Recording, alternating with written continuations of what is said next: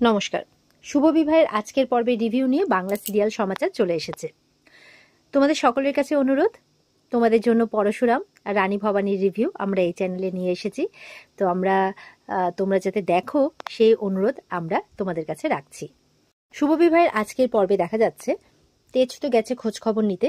সেখানে খোঁজ খবর করে জানতে পারে যে শর্মিষ্ঠা মানে রণজয় যাকে পিসি বলছে, সে এখন বিদেশে নয়, টালিগঞ্জে থাকে। তো গার্ডকে খুব রিকোয়েস্ট করাতে, গার্ড তো ফার্স্টে নাম্বারও দিচ্ছিল না, কোনো অ্যাড্রেসও বলছিল না, তারপর খুব রিকোয়েস্ট করাতে গার্ড ফোন করে আগে শর্মিষ্ঠাকে, তারপর ফোন করে ওনার কাছে পারমিশন নিয়ে ওনার অ্যাড্রেস বলে দেয়, ফোন নাম্বার দেয়, সেই মতো করে উনি তেজ বসু মল্লিককে একটা জায়গাতে ডাকেন। আর তেজ বসু মল্লিক সেইখানে দেখা করতে গেছে। তো যাওয়ার পথে রেশমি ফোন করেছে, কি রে দাদা, তুইও নেই, বৌদিও নেই, ঝিনুক বৌদিকেও দেখতে পাচ্ছি না, ওরা তো মনে হচ্ছে আমার বিয়েতে খুশি না, তোরা সবাই কোথায় বলতো? তখন তেজ বলছে, ধুর ও পাগলি, ওরকম হয় নাকি, তুই যা গিয়ে রেডি হ, সবাই সবার কাজে বেরিয়েছে, বিয়েটা যাতে ভালো মতো হয় সবাই সেই ব্যবস্থাই করছে, যা আমি এসে তোর সাথে কথা বলবো, তাই বলছে। এ বলে ফোনটা রেখে দেয়। তো এবার রেশমিকে সাজাবে, তাই তরিতারা বলছে কখন সাজবে, গোধূলি লগ্নে তো বিয়ে। জ্যোৎস্না বলছে চল চল, তোকে রেডি করতে হবে। তো বলছে ঝিনুক বৌদি কোথায়? জ্যোৎস্না বলছে ঝিনুক, ওকে আমি ফুল আনতে পাঠিয়েছি, ও ঠিক সময় মতো চলে আসবে, তুই চল তো, গিয়ে রেডি হবি চল। এই বলে তরিতা ওকে নিয়ে যায়, কেমন করে কি শাড়ি পরবে না পরবে। আর এদিকে জ্যোৎস্না তখন তার হাজবেন্ডকে মানে আশুতোষকে ফোন করে, কি ব্যাপার বলো তো, তোমরা সবাই কোথায় আছো, তোমাকে দেখছি না, সুধা, ঝিনুক, দাদা মানে তেজ, কাউকেই, ভাই কাউকেই দেখতে পাচ্ছি না, কোথায় তোমরা সবাই? তখন বলছে চিন্তা করো না, আমাদের আসতে একটু দেরি হবে, আমরা ঠিক সময় মতো চলে আসবো। তো এই বলে ফোনটা রেখে দেয়। আশুতোষ, সুধা, ঝিনুক একদিকে বেরিয়েছে খোঁজ খবর করতে, আশুতোষও আছে সঙ্গে। সে ক্লাব 16-এ খোঁজ খবর নিয়ে একটা বন্ধু তথ্য সম্ভবত পায়, সেই ব্যাপারে সুধাদের সাথে কথা বলছে। আর ওদিকে তেজ গেছে ওই শর্মিষ্ঠার সাথে কথা বলতে। তো বলছে যে নমস্কার, আমি তেজ বসু মল্লিক, এই রেশমি বসু মল্লিকের দাদা। বলে কে রেশমি বসু মল্লিক? বলে কেন, আপনার ভাইপোর যার সাথে বিয়ে হচ্ছে, ও আপনি বোধহয় জানেন না বিয়ের কথা, তাই না? বলছে জানতেও চাই না ওই কুলাঙ্গারের বিয়ের কথা। বলে ঠিক বুঝতে পারলাম না, আপনার সাথে কি ওদের কোনো সম্পর্ক নেই? বলছে আজকে দাদা ছেলের সাথে 30 বছর হলো, আমাদের কোনো সম্পর্ক নেই। তখন তেজ বলছে আমি ব্যাপারটা বুঝলাম না, আপনি একটু প্লিজ একটু খুলে বলবেন যে কি হয়েছে। বলছে আমার বাবা মারা যাওয়ার সময় না, ওই দাদা মুখে জল দিতে পর্যন্ত আসেনি, সেই জন্য আমার বাবা আগে থাকতেই তাকে ত্যায্যপুত্র করে দিয়েছিল, সেই জন্য তার আর তার ছেলের সাথে আমাদের কোনো সম্পর্ক নেই। কিন্তু তার বাবা মানে রণজয়ের বাবার কথা বলছে, সে এই সম্পত্তিটা হাতিয়ে নেওয়ার জন্য নাকি কেস করেছে, তাই কেস চলছে। তো এই পিসি বলছে আমি মরে গেলেও এই সম্পত্তির ভাগ ওদেরকে দেবো না, দরকার পড়লে আমি অনাথ আশ্রমকে দান করে দেবো, তাও ভালো। তো রণজয় কি কুলাঙ্গার, রণজয়ের বাবা আরো কুলাঙ্গার ছিলেন নাকি, সে ছোট থেকেই নাকি এতই বাজে বাজে কাজকর্ম করতো, শুধুমাত্র তার নামে নালিশ আসতো বাড়িতে, আর সে উঠতি বয়সে মেয়েদের পেছনে লাগতো, এমনকি নিজের বাড়িতে নিজে চুরিও করিয়েছিল, এই সমস্ত ব্যাপারে অতিষ্ঠ হয়েই নাকি ত্যায্যপুত্র করা হয়েছিল তাকে।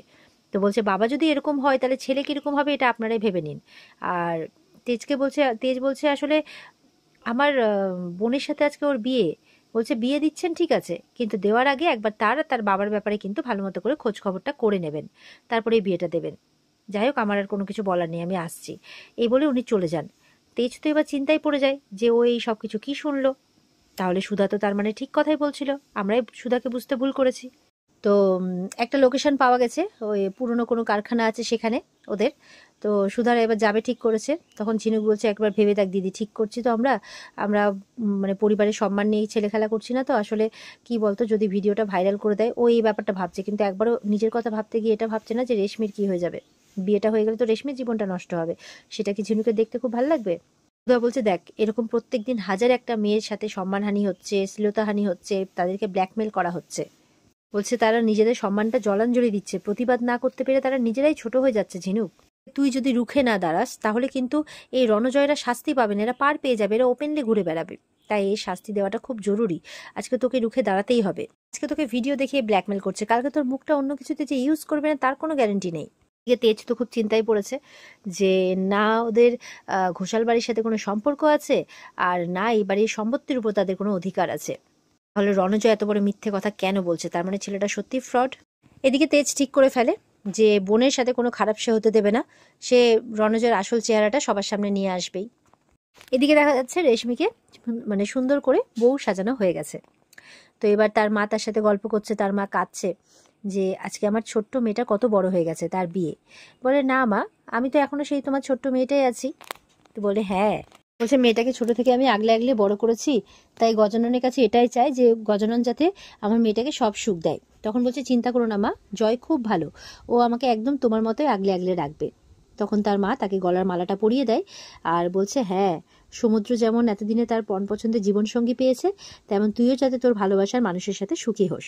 তখন আসর বাবা বলছে যে কি রে, হলো তোদের সব কিছু? বলে কি আমাকে দেখে অবাক হয়ে আছিস কেন? যতই হোক আমি তো বাবা, যতই তোদের সাথে আমি চিৎকার করে কথা বলি না কেন, দিনের শেষে তো আমি তোর বাবাই, বল। তো হাজার হোক, যখন শোন, উমাকে যখন শ্বশুরবাড়ি যেতে হয় না, তখন স্বয়ং গিরিরাজ হিমালয়ের চোখেও জল আসে, বুঝতে পারলি? তাই আমারও না মনটা ভালো নেই, জানিস তো, দেখ চোখটাও হালকা কেমন করছে, মানে ইয়েও কাঁদছে, ওর বাবাও কাঁদছে। তাই বলছে, তখন তো সে তার বাবাকে জড়িয়ে ধরেছে। বলে শোন মা, এবার মেয়েকে বোঝাচ্ছে, ওরা না খুব বড় লোক, বুঝতে পারলি তো, টাকা পয়সার কোনো অসুবিধে নেই। তো কি করবি বলতো, ওখানে গিয়ে না আগে নিজের ইয়েটা বুঝে নিবি, নিজের অধিকারটা বুঝে নিবি। তখন বলছে মা দেখো, বাবা কিন্তু আবার কেমন কেমন কথা বলছে। তো মেজমা বলছে উফ, এই লোকটা শুধু টাকা পয়সা ছাড়া কিছুই বোঝে না। আর ওদিকে তখন জ্যোৎস্না তরিতে এরা এসছে, কি আমাদের ছোট্ট বোনটার মা বাবার সাথে কথা বলা হলো, তাই বলছে।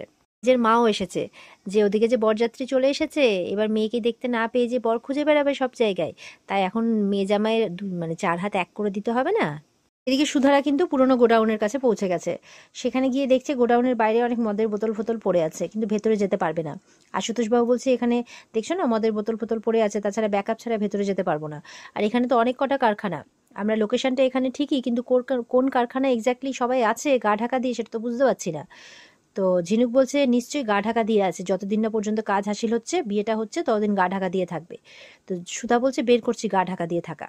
তখন দেখা যাচ্ছে ওই রণজয়েরই এক বন্ধু ওখান দিয়ে আসছিল, ওদেরকে দেখে লুকিয়ে পড়ে। বলছি বাবা, এরা এখানেও পৌঁছে গেছে।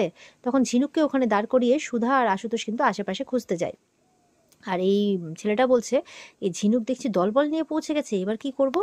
আর ওদিকে কিন্তু বরযাত্রী চলে এসেছে, বরকে বরণ করা চলছে। ওদিকে তো বরণ করা হচ্ছে, আর এদিকে ইয়ে বলছে মেয়ের বাবা যে তোমাদের আর কোনো আত্মীয় স্বজন বন্ধু বান্ধব আসলো না হালকা করে? তখন রণজয় বলছে আসলে বলেছিলাম না, ওরা তো সবাই বিদেশে থাকে, আসতে পারেনি, তবে যেদিন রিসেপশন হবে সেদিন সবাই আসবে বলেছে। বলে আচ্ছা আচ্ছা ঠিক আছে, সেদিন না হয় সবার সাথে আলাপ করে নেব। আর মনে মনে বলছে দেখেও আসবো ঘোষাল বাড়িটা কত বড়, আর আমার মেয়ে কত লক্ষাধিক টাকা, মানে লক্ষ লক্ষ লক্ষ কোটি কোটি টাকার মালিক হবে, তাই ভাবছে আর কি। তো এদিকে কিন্তু বরণ করার পর সমুদ্রকে বলছে স্ন্যাক্সের ব্যবস্থা করতে সবার জন্য। তো এদিকে যাকে মা সাজিয়ে নিয়ে এসছে সে তো একদম হা করে পুরো ব্যাপারটা দেখছে, যে ছোট করেই বসু মল্লিক পরিবার এত খরচা করেছে, বড় হলে না হলে না জানি কি করতো। তখন একজন ওয়েটার স্ন্যাক্স নিয়ে এসেছে, সে আবার দুটো প্লেটই একসাথে তুলে নেয়, কোথায় একটা নেবে তা না, খাবার দেখে ওরকম করছে। এবার ঠাম্মিও কিন্তু বলছে রণজয়কে, কি ব্যাপার বাবা, তোমার কোনো বন্ধু মানে আত্মীয় স্বজনরাও এলো না, মনটা না খুব খুঁতখুত করছে, আমার এইভাবে বিয়ে হয়। বলছে চিন্তা করবেন না, বলেছিলাম না যে বিয়েটা একটু প্রাইভেটভাবেই সারবো, তবে বাবা বিদেশ থেকে ফিরে একটা বড় রিসেপশনের ব্যবস্থা করবে, সেখানে সবাই আসবে। বলে আচ্ছা ঠিক আছে। তখন ওর পাতানো মা দৌড়ে এসছে, এই ককটেল পার্টি হবে তো, ড্রিঙ্কস থাকবে তো। এটা কিন্তু ঠাম্মি শুনে নেয়, মেজো মাও মানে ইয়েও শুনে, তেজের মাও বলে ড্রিঙ্কস ড্রিঙ্কস মানে তো নেশার জিনিস। তো এবার সুধা এসে বলছে যে কি ব্যাপার ঝিনুক, ওরা কি জানতে পেরে গেছিল নাকি যে আমরা এখানে আসবো, মানে ওরা আশেপাশে খুঁজে কাউকে কোথাও দেখতে পাচ্ছে না। ঝিনুক বলছে আমি নিজেও কিন্তু এখানে দেখতে পেলাম না কাউকে। তো সুধা চিন্তা করছে তাহলে এবার আমরা কি করব। ঝিনুকও বলছে যে কি জানি কি যে করবো, আমরা কি করে যে ওদেরকে খুঁজে পাবো।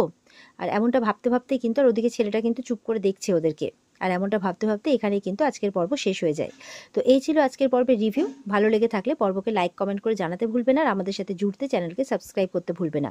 দেখা হচ্ছে তোমাদের সাথে আগামীকালকে। সবাই খুব ভালো থাকবে। আজকের মতো পর্ব এই পর্যন্তই। আর পর্বের বিস্তারিত দেখতে অবশ্যই স্টার জলসার পর্দায় চোখ রাখবে। টাটা।